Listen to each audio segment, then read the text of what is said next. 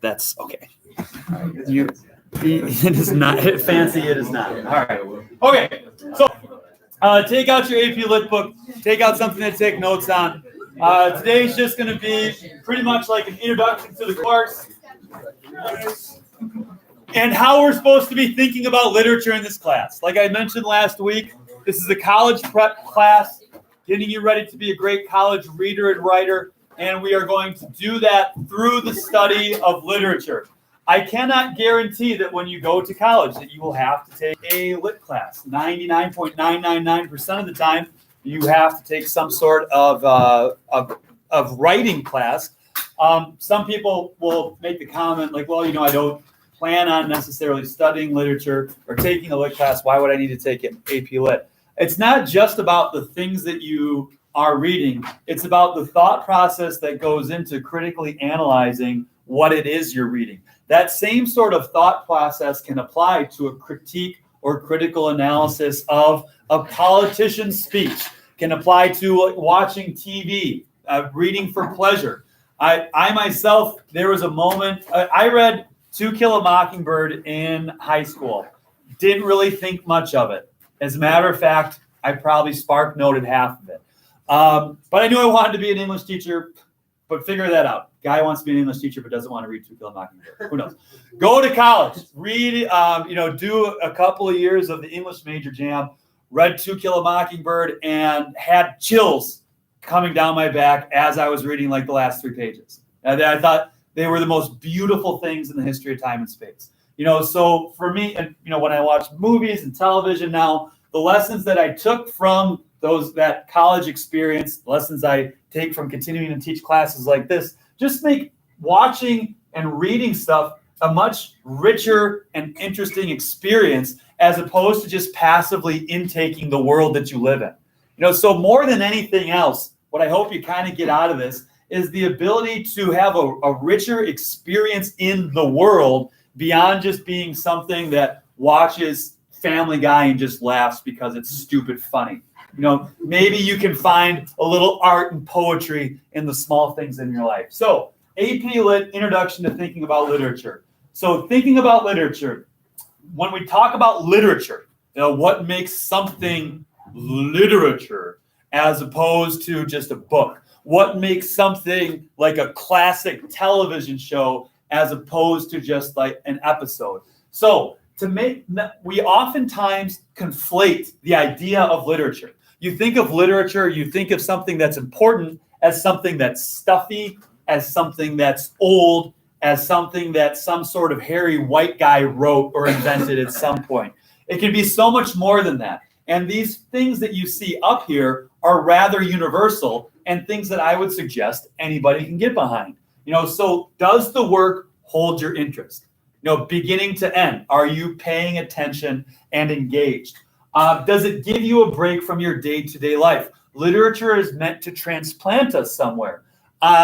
In like an entertainment sense, it's taking us out of like the drudgery of our everyday lives. But if you think of it in like the To Kill a Mockingbird sense, the ability to take a break from your day-to-day life and occupy the shoes of a Tom Robinson, occupy the shoes of an Atticus Finch, who is engaged in this sort of existential battle between good and evil and making the South a more just place, even though the South is fighting hand and tooth and nail against them, that can be an incredibly important undertaking. And an author's ability to do that is really what starts to allow a culture to shift as opposed to just staying in the everyday morass of your life. If you think about like if you think about slavery in the South back in the day, if just left to their own devices without forcing people to consider a different life, that institution just continues to roll over and roll over and roll over. However, once you start seeing like the diary of Frederick Douglass start to make its appearance, slaves that leave the South, escape up north, and then write about their experience in a way that's engaging to a wider audience, now all of a sudden you have people going, oh, yeah, well, I can empathize with this guy who wrote this thing, or I empathize with that character, so maybe my attitudes need to shift. Does the work inform you? I kind of already talked about that with giving you a break from your day-to-day life. Challenge you or provoke you? Again, what makes something literature and not just simply entertainment? It provokes you, challenges you, it makes you question your beliefs. It's not simply reaffirming what you already know. It's not simply just entertaining you. And that's not to say that there's something wrong with entertainment, but if it's just entertainment for entertainment's sake, then it's not really approaching what we would call literature. Think about a movie like in Avengers Infinity War versus a movie like Black Panther or Captain America. Okay? Avengers Infinity War is meant to entertain. It's taking all of the characters, throwing them together, engaging them in this intergalactic battle between good and evil. There's a little bit of an undercurrent of interesting stuff in that the motivations of the villain you can kind of make sense of, but largely it's a story that's meant to entertain you, big visuals, all that. Everyone's getting together. You're going to feel tingly when the good guys get back from the brink. You're going to feel sad when somebody dies, but entertainment. Captain America, Civil War, or like Black Panther, those movies are also entertaining, but they also are more focused on like serious, interesting, big ideas in a way that Avengers Infinity War is not. You have the whole society of Wakanda and Black Panther. In Captain America, you have this, it's really dealing with the ideas of like morality. And, you have the older morals of Captain America with the newer, ideas that are being presented by the present day folks to kind of thaw them out. That's provoking you. That's provoking you to challenge your modern day sensibilities in either one of those subjects. So that's what we talk about, or that's what we mean when we say challenge or provoke you, in addition to entertaining you. Because if you're not entertained, no one's going to slog through a 300-page boring thing. Now, some of you might, because I have decided what is interesting for you in this class at points. But I was reading a book. There's a book that I love called Never Let Me Go. It's by Kazuo Ishiguro, and it's fascinating. Really interesting. Loved it beginning to end. Also made into a movie for those of you that don't like reading and you like watching things. Recommend the movie. Andrew Garfield is in it. So I was in a bookstore the other day, as one does, and I saw another Ishiguro book. I was like, oh, well, I love Never Let Me Go. I'm going to check this thing out. Picked it up, started reading it, made it 75 pages in, threw it away. It sucked. It did not entertain me, even though it was by the same author who did all this stuff. For me, he hit the nail on the head with Never Let Me Go. He did a terrible job with, I don't even remember the title, the boring detective from London who grew up in Taiwan, whatever. So these are the qualities that signify what we call literature. So how does literature different than a book? We already talked about some of this stuff. It rewards time, concentration, and creativity. Again, you're not just passively intaking these words. You need to be creative as you engage with this. If you don't concentrate, it's not going to make any sense. It rewards reading and rereading and exploring and analyzing and discussing. When you have a character who is flat or who is boring, whose morality is just simply defined, there's not much to discuss there because he's like obviously the good guy or he's obviously the bad guy. In literature, the bad guy's kind of good. The good guy's kind of bad. There's people who have conflicting morals, conflicting worldviews. How can somebody who behaves this way in the beginning also be doing this thing simultaneously at the end? And if you think about real life, that's more representative of real life than what we like to think of good guys and bad guys. There's a lot of gray space that exists in the world, and literature spends time in that gray space. They're the ones where literary texts we're likely to remember and influence who we are, how we experience our world, and what truths guide our lives. Again, I myself, when I was in college, I remember, I was not necessarily somebody who was socially or civic minded until my sophomore year of college. We were reading short stories, again, from around the time of the Civil War. And I remember reading this passage about this guy, or not about this guy, it was about how like plantation owners were slave owners, when they died, they made sure that they had 2 giant gold coins placed on their eyes before they were buried. And why did they do that? Like King Tut was buried with his riches because he wanted to possess those riches. Why were these slave owners getting gold coins on their eyes when they died? What'd you say? Well, that makes me think of big stuff. So. Like what? They'd give the coins to Sharon. Yeah, like entrance.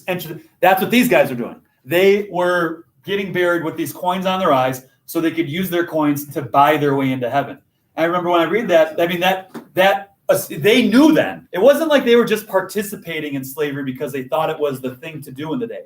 They knew what they were doing was bad. They knew that it was bad, so much so that they were buried with gold that they hoped to use to bribe their way into the pearly gates. And I remember that just completely shifted, my thinking, not just in a way of like, not because I thought slavery was a good thing and now I think it's a bad thing. It just made me think so much more carefully and about that time. So it affected my worldview and what truths you use to guide your life. So literature, in a high-minded sense, is about a search for truth in the world. Again, not merely entertainment. You're able to pluck something out and to be able to apply that to how you perceive the world around you.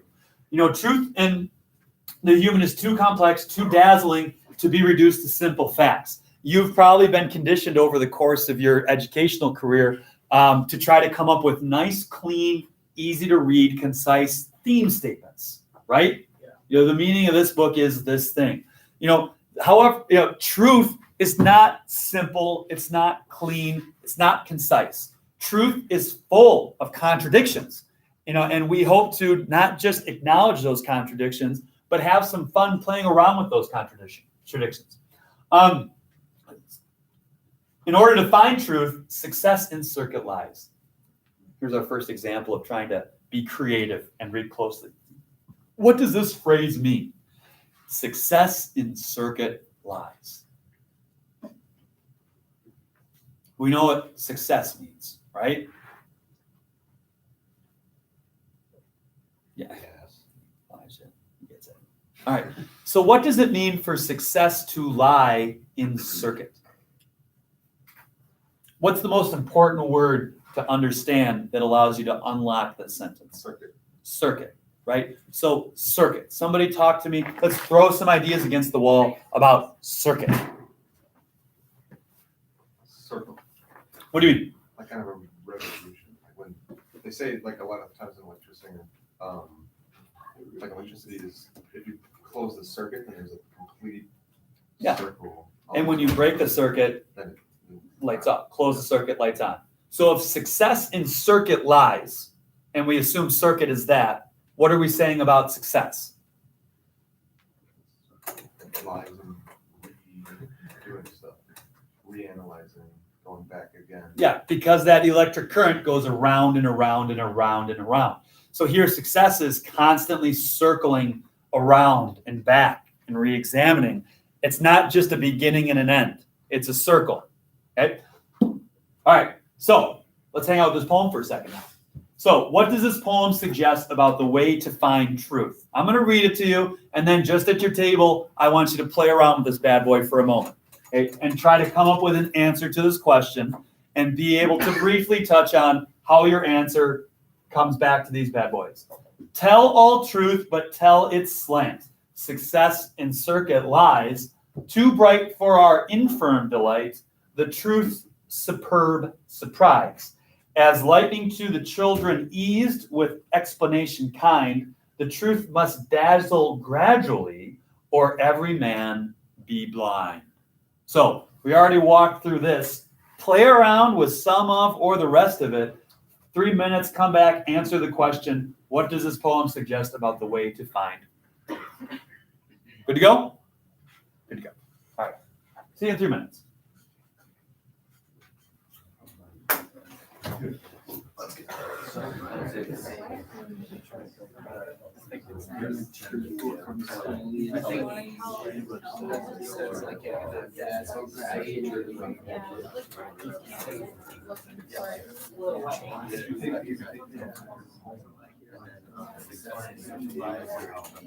Oh. There's the truth. Right for our it says. It's still like, look at that, it's like the same, tell the whole truth, but don't. Yeah.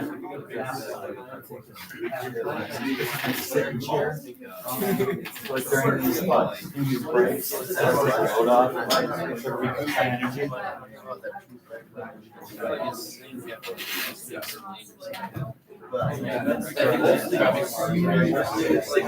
Not just an introduction.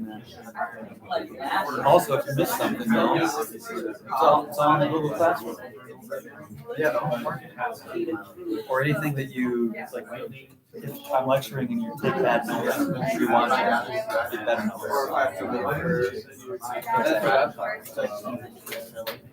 Now, you came in late with a couple of others. Remind me, what's that? Hey, you came in after we started. Were you here when I showed the Google Classroom code? Okay, never mind. Don't worry about it. Do it over.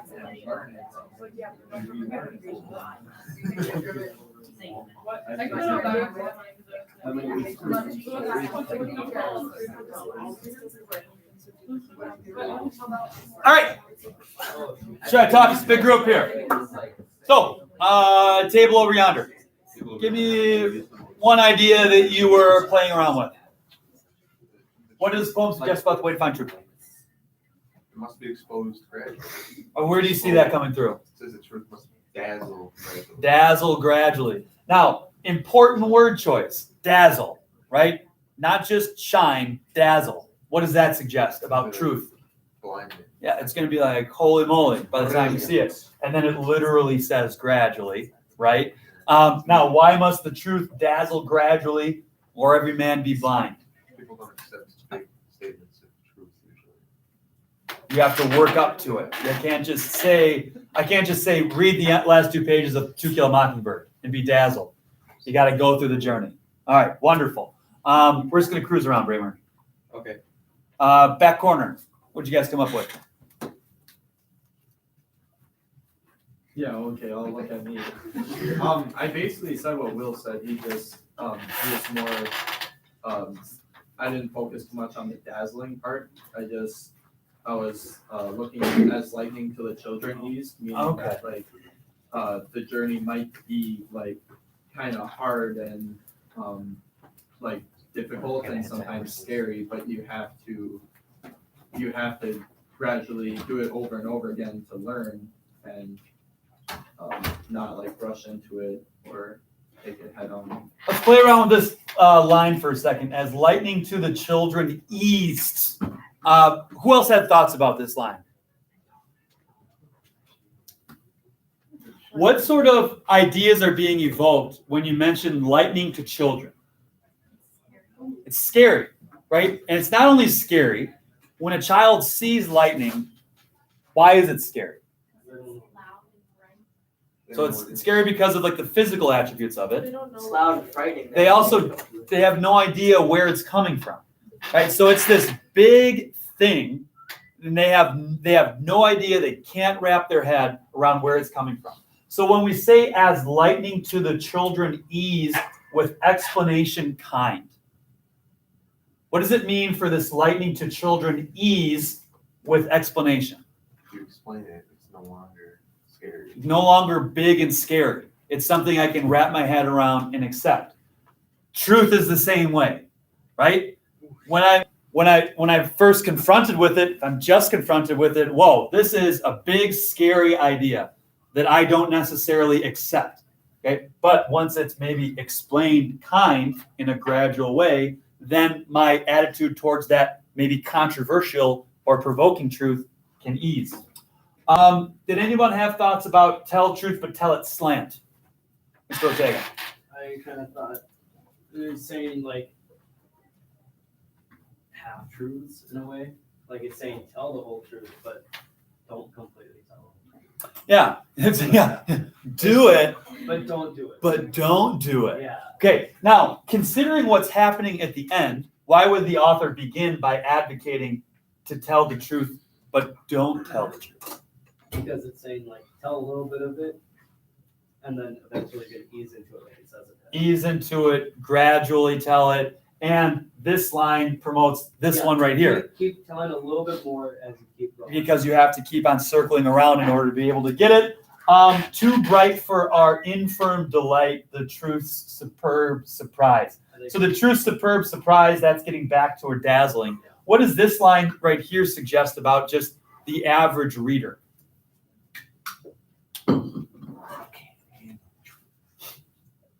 What does it mean to be infirm? Well, that's not quite the right word. Incapacitated. Also not quite the right word. I'm trying to think of it. I mean, like. Starts with a good word, sub in here, starts with IN. And it's a wonderful show on HBO. Starring Issa Rae. Then the letter S. And it rhymes with inshmashmur.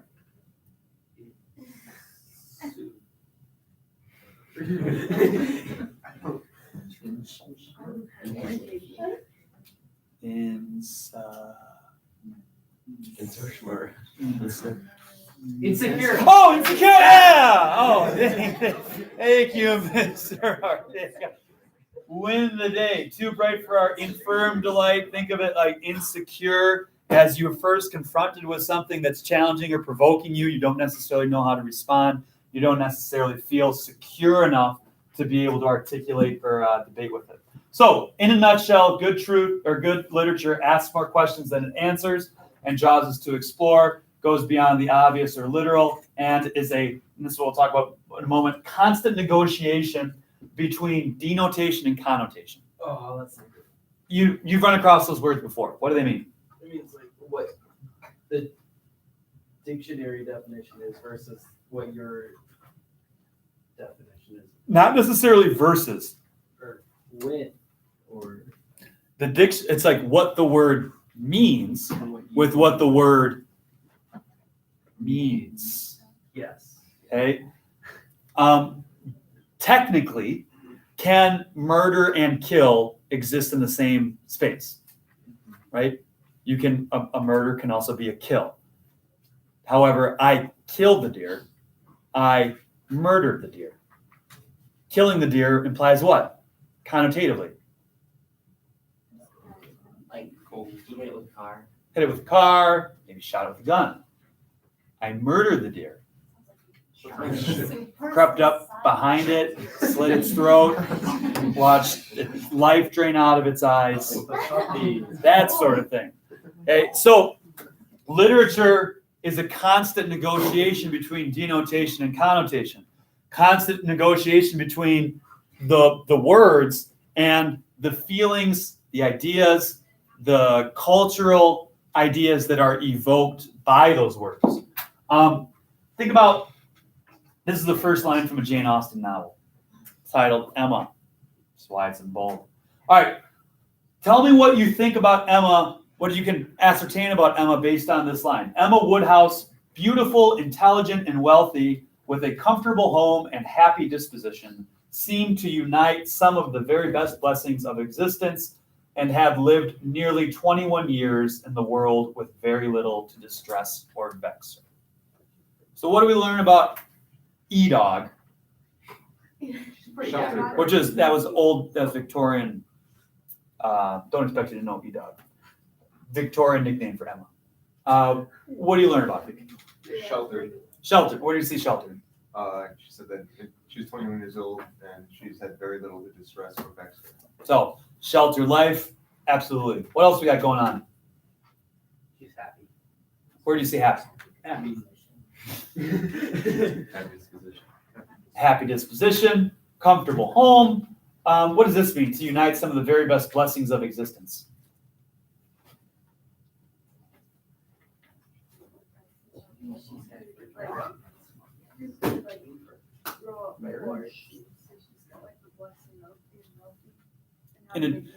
And so she's got wealth and she's got happiness. Probably confidence. And probably, yeah, so she's uniting these things together. There's a very sinister word in here, though, that sort of undercuts everything that we've just said. Seemed. Okay, why is seemed a sinister word in this case? When that she's not actually. Right. She seemed to unite these things. However, not actually uniting these things. So again, literature, being able to ascertain the importance of this seemingly insignificant word actually has very significant consequences. Now, tell me about these feelings and ideas that are evoked by beautiful, intelligent, and wealthy.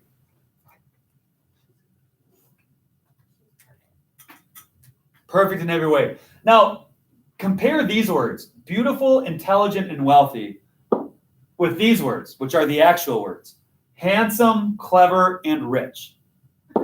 Okay, so intelligent versus clever, beautiful versus handsome, wealthy versus rich. This is the first thing I showed you. This is what it actually reads.